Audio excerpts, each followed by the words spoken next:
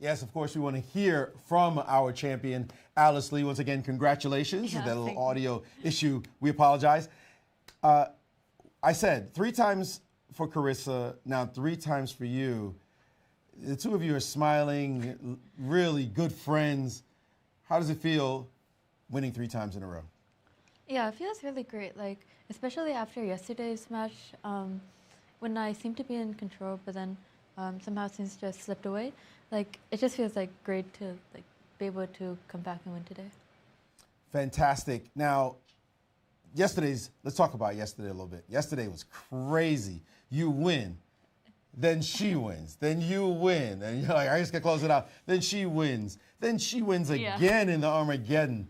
What were you thinking when you went to bed last night? I mean, I do think that I was helped by the fact that she just played well in the games that, like, she came back to win. Like, I didn't really have any chances. She was quite convincing in those wins. And Armageddon, of course, I had to win, and I just had no chance to. So, you know, I thought that she deserved to win the match yesterday. I think she just played better, and she was able to keep her nerve. So, like, today I just thought, like, okay, I can play against her again, and it would be another interesting match.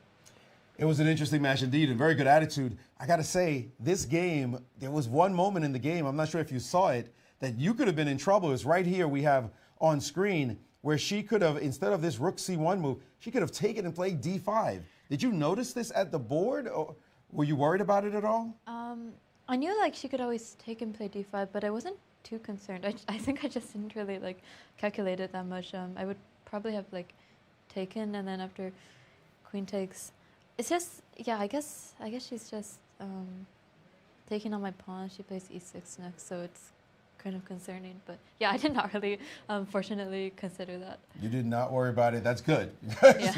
Could have given somebody a heart attack. Later, though, you, instead of her getting that breakthrough, we saw you get ready to trade queens in this position. It was a fantastic moment we saw. And then the real moment, this move. She could have played d5. You got to play d4. Yeah. You were playing so quickly here, like you just knew you had to do these kinds of moves. Yeah, I mean, I saw after knight takes d4, rook d8, I feel like my position is very good. I saw she has to do knight takes c6 and rook takes c2, knight takes b8, go into this endgame.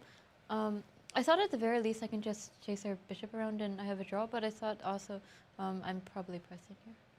Okay, it looks tricky from the engine standpoint here because of rook back at like 97 in this position, but that was a chance for her. Instead, she played this move, and we all were stunned by this beautiful move. You must have felt really good playing it. Yeah, actually, I was considering like what she could do instead of taking, because I thought like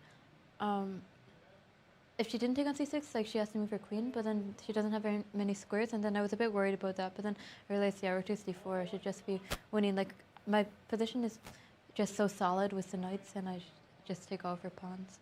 And that's exactly what happened, and you cruised through with this game. Now, the next game, there was a question about attitude. You need to make a draw. You know you need to make a draw with white. How do you play such a position? What's your mindset? Because you ended up getting a fantastic position. When you played the move queen c5, you sacked a pawn. That's not a player trying to make a draw anymore. But you had this opportunity to play rook d6, and you backed away from it. Yeah, I mean, in general, I think like I just have to play.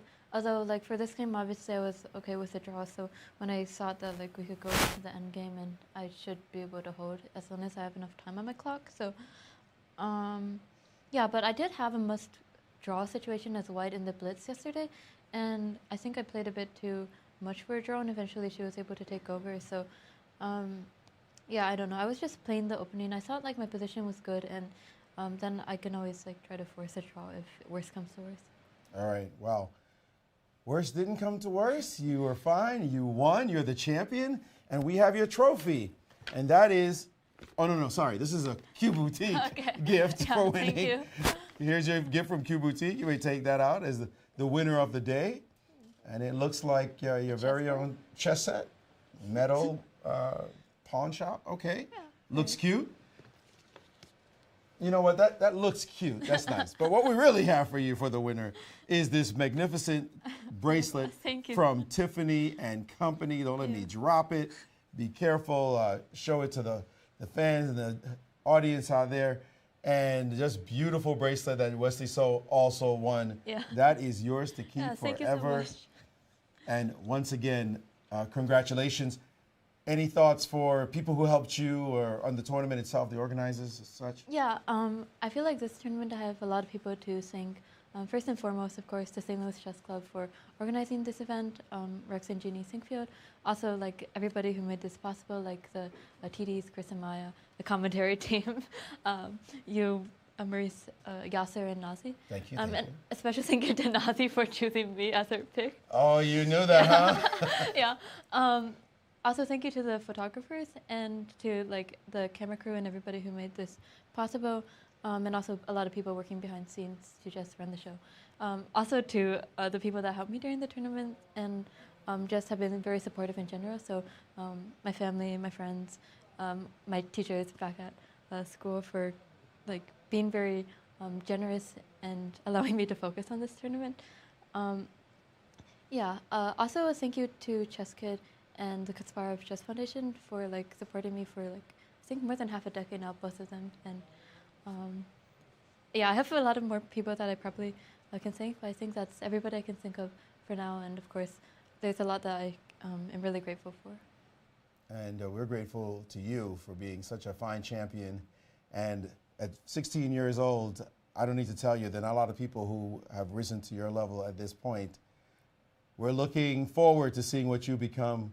Once again, humbly, congratulations. You are the champion for a third time in a row. Yeah, thank you. Guys, young lady's a champ. Incredible feats. First place 3 times in a row at 16 years young. Congratulations, Alice Lee, and to all of our competitors.